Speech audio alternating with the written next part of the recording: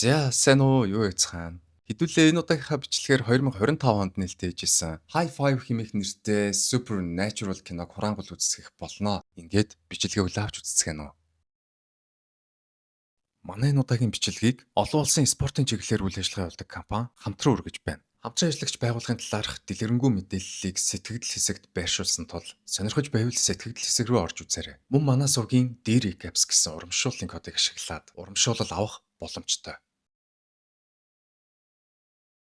Тэгэхээр кино маань хагалгаа хийгдэж буй зураглалаар эхэлдэг. Яг ямар шалтгааны улмаас үхэж байгаа нь үл мэдэгдэх хүний нүд, зүрх, элэг, бөөр, дэлүү, нойр, булчирхай гээд 6 гол эрхтэнгийн эмчнэр салгаж аваад тус бүрийг нь нэн яаралтай өвчтнүүдэд шилжүүлэн сулхаар болдог. Гэтэл нас барж исэн өвчтөн яг хагалгааны дараа тоос болж хувраад агаарт замхрын алга болдог ба. Үүний дараа киноны син солигдож бид нар энэ киноны гол дүрийн охин болох Вансо болон түүний аав хоёртой танилцсаадаг. Вансо бол аавтайгаа хоёулахна амьдардаг айлын ганц охин. Тэрээр түрүүний агаарт замхардаг хүний зүрхийг нь шилжүүлж авсан. Хар багасаа л зүрхний асуудалтай өссөн хүүхэд. Харин одоо бол итгэхийн аргагүй хурдтай идэж байгаа ба. Хагалгааны дараа яагаад ч юм бүүн мэдээ түүний гарын шуу гинтхэн шивэстэй болоод эхэлдэг. Энэ Вансогийн аав нэг таеквондогийн жижигхэн секц ажиллаулдаг бөгөөд тэнд нь дандаа л жаах хүүхдүүд явдаг. Бас дээрэс нь нэмээд хэлэхэд энэ Вансогийн аав бол өөрөө олигтой тулалддаг тулаанч биш. Ингээд нэг өдөр Вансогийн аавтай нэг сурагчийн аав уулзахаар иртэл Вансогийн аав нь Вансог нөгөө хүнийхээ хүүхэдтэй хамт бэлтгэлийнхээ зааланд үлдээгээ гардаг. Харин тэр хооронд нь Вансо хамтдаа үлдсэн хүүхэдтэй эргэлттэй өшөглөлт зааж өгөхөр болоод Мишокиг хүшгэлтэл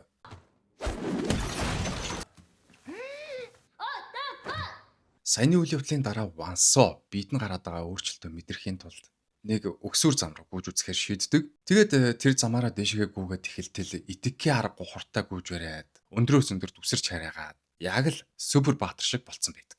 Тэгээ мэдээж хэрэг хүн ингэж хурдтай гүйж хараагаад байвал харсан үдсэн хүн нь бичиж авангуудаа өнөх бичлэгээс сошиал орчинд байршуулах нь тодорхой. Түүний ингэж адуу мал шиг гүйж харьяажсэн бичлэгийг интернетээс олсон нэг залуу бичлэгийг нь зогсоож аваад аккаунтынх нь өмсгөл дээр байсан нэрээр нь хайж олоод Вансог нууцаар тагнаж эхэлдэг. Харин Вансо өөрийг нь нууцаар тагнаж исэн залууг аль хэдийн олоо мэдсэн байдаг бөгөөд түүнийг гиндүүлээд гэхүү айлсуулж зочоогоод гэхүү ямар ч тач иймэрхүү байдлаар гарч ирээд барьж авдаг. 토커의 사랑이에요. 셋 다 범죄인데 이거.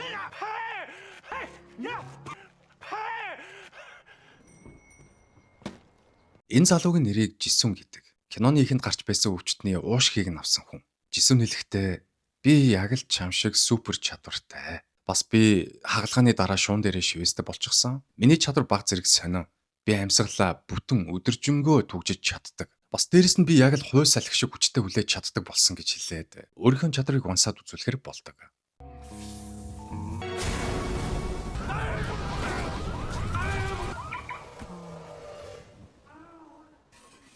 Ийхүү чадвараа үзүүлсэн Жисүн Вансод бид нар зургуулаа байх ёстой.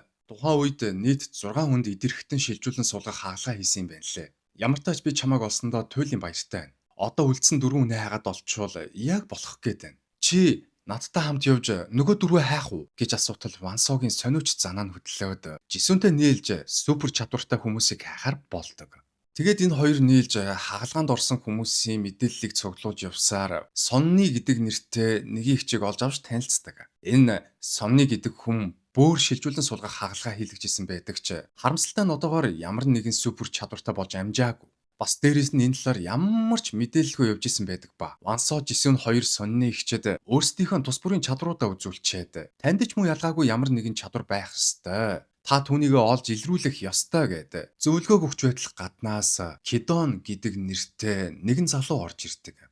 Энэ Кидон бол тог цахилгаан, Wi-Fi, гар утас гэх мэтчлэн бүхий л цахилгаан төхөөрөмжүүдийг удирддаг. Өмнө нь нүдний хагалгаанд орж байсан хүн байдаг ба зүгээр л энэ хаваар явж байгаад яг өөршгөө чадварлаг хүмүүсийг алсаас соромзон толгойноор мэдрээд тэдэнтэй уулзаж үзэхээр ирсэн юм а гэж хэлээд энэ гуравтай танилцаж нэгдээд дөрүүлээ болж авцгаадаг. Үүний дараа киноны син солигдож Яксо гэдэг нэртэй 5 дахь хүнтэй бид нар танилцах болно. Яксо бол илэгний хагалгаанд орж исэн энгийн л нэг үйлдвэрийн ажилтан. Өөрийнхөө супер чадвартай гэдгийг аль хэдийн олж илрүүлээд чадлынхаа хэрээр олон хүмүүсийн амийг аварч исэн байдаг. Тэрээр ямар ч хүний, ямар ч хамаагүй өвчнг хормын дотор өөрийнхөө бие рүү ховх сурж аваад араас нь ус ууж тэр биедэн шингэсэн өвчнийг гадагшлуулдаг их сонин чадвартай болсон байдаг.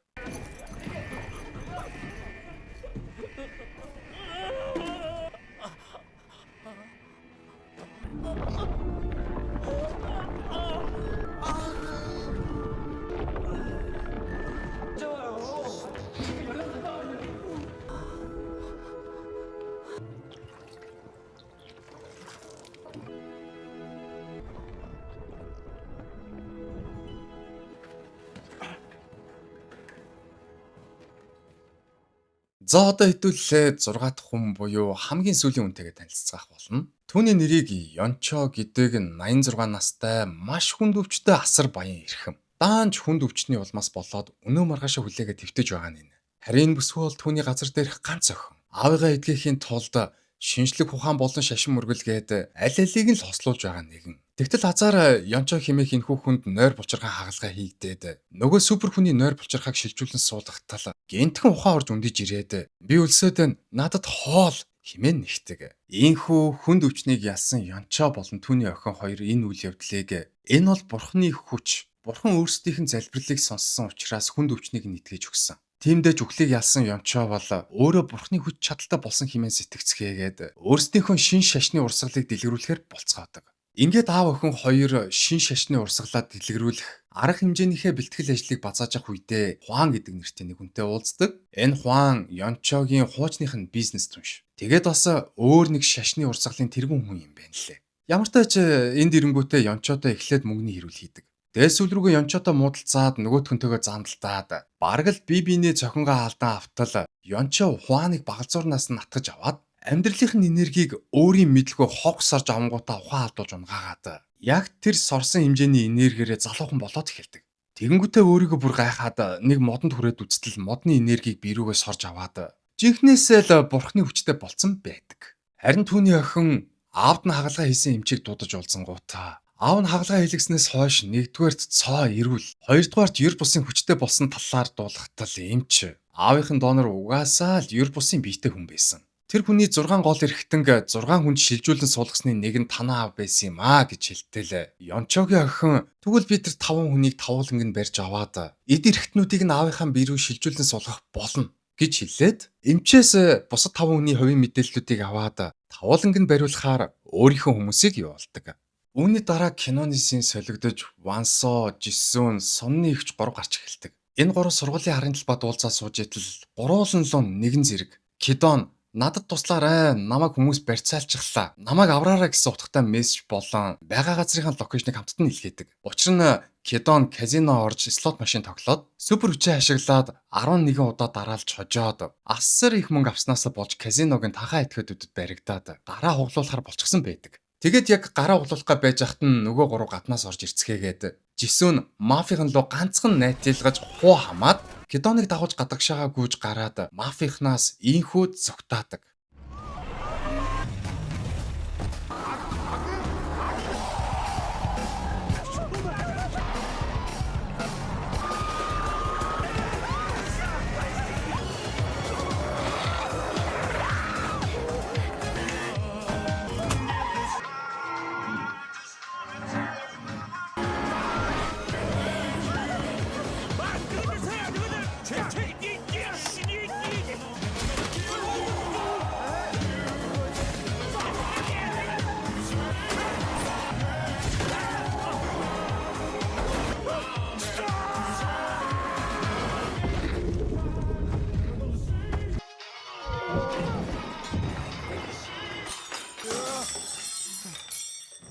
Зэнхүү үйл явдлаас хойш 1-2 хоногийн дараа элэг шилжүүлэн суулгах хаалгаанд орж исэн Яксогийн ажилдаг үйлдвэр дээр нь гинти осол гарч дэлбэрэлт болоод нэг ажилтан нь хими хорт утаатай өрөөндөө ганцаархнаа түгжигдээд үлддэг. Тэгтэл азар манай хэд яг энэ үйлдвэр их нь ойролцоо явж тааралдаад дэлбэрэлтийн чимээг сонсонгуудаа үйлдвэрлээ орж ирцгээгээд Яксогийн онгойлгож чадахгүйсэн нөгөө төмөр хаалгыг нь цөм өшгөлж онгоолгоод дотор нь байсан хүнийг аварж гадагшаага амжилттай гаргаж ирдэг. Харамсалтай нь нөгөө хүн хорт утаанд хорцсноос болж яг үхлийн ирмэгт ирэх үед Яксо аргагүй ихэнд супер хүчээ ашиглаж нөгөө хүнээ авраад өөрийгөө супер хүчтэй гэдгийг нийтэд мэдгэдэнгүүтээ оройн нь энэ дөрвтэй танилцаж хамтдаа хоол идээд бусдынхаа супер хүч чадлуудтай танилцаад улмаар тавуулаа хамтлаг болцгооё. Яг л гарын таван уран шиг үргэлж хамтдаа байцгаая. Тэгэд муу залуусыг олж шийтгээд ядарсан хүмүүст нь тусалцгаая гэж ярилцаад нэг ёсондоо супер баатрийнхаа бүлгэмээ байгуулчаад гэр гэрлүүгээ хайрцгаадаг. Тэгээ маргааш нь Ягсоо үйлдвэрийн ослоос болж эмнэлэг твцсэн ажилчтай эргэх санаатай эмнэлэг дээр очиод цахилгаан шатан дотор Ёнчо болон түүний хүмүүстэй хамтдаа суугаад санамсаргүй байдлаар бугуун дээрх шивээсээ Ёнчод харуулцдаг. Тэгсэн чинь Ёнчо Ягсоогоос "Чи бугуун дээрээ шивээстэй юм уу?" гэж асуудал Ягсоо. "Үгүй ээ, би өмнө нь илэг шилжүүлэн суулгах хаалгаанд орж исэн. Хаалганы дараа яагаад чи бүү мэд миний шуун дээр энэ шивээс өөрөө гараад ирсэн юм аа" гэж хэллээд өөрийг нь хайж явсан Ёнчо болон түүний хүмүүст баригдаад тэр дороо хаалгааны өрөөрөө тээвэрлэгдээд илэгнээс багахан хэсгийг Ёнчод алддаг. Харин Ёнчо түүний илэгнээс авсан даруйдаа цэл залуухан эрүүл чирэг биетэй үнэхэрийн сайхан залуу болж хувирдаг ба түүнийг ингэж өөрчлөгдсөний дараа охин нь хүртэл хараад танихгүй. "Өөрөө юу хүн бэ? Энд юу хийж вэ? Яаж орж ирсэн? Ингээд манай аав хаана вэ?" гэж асуудал Ёнчо. "Намайг баг хахад манай аав миний хүү үнэхээр царайлаг шүү" гэж хэлдэг байсан. Аав маань үнэхээр л үнэн хэлдэг байж дээ. "Чи өсгсөн эцгээ хараад танихгүй байна гэж юу? Одоо надад үлдсэн 4 хүнийг дөрүүлэнг нь авчирч өг. Би тэднээс өөрийнхөө эд эрхтнүүдийг авмаар байна" гэж хэлтэл охин нь аавыгаа таниад туслахуудаа манай дөрвийг дөрүүлэнг нь барьж ир гэж тушаагаад явуулдаг. Тэгтэл түүний туслахууд Кидон, Жисүн, Сонны ихч гурыг ядах юмгүй барьж авцгаачаад Вансог барьж авахаар иртэл Вансогийн аав нь яг юу болоод байгаа вэ гэдгийг ойлгож байгаа ч юм байхгүй. Эдгээр хүмүүс охиныг нь барьж авахаар ирсэн гэдгийг нь ч мэдээгүй. Тэгсэн мөртлөө эр хүний бадрангуй характер гаргаад эдгээр хүмүүстэй зодтолдохоор болцдог.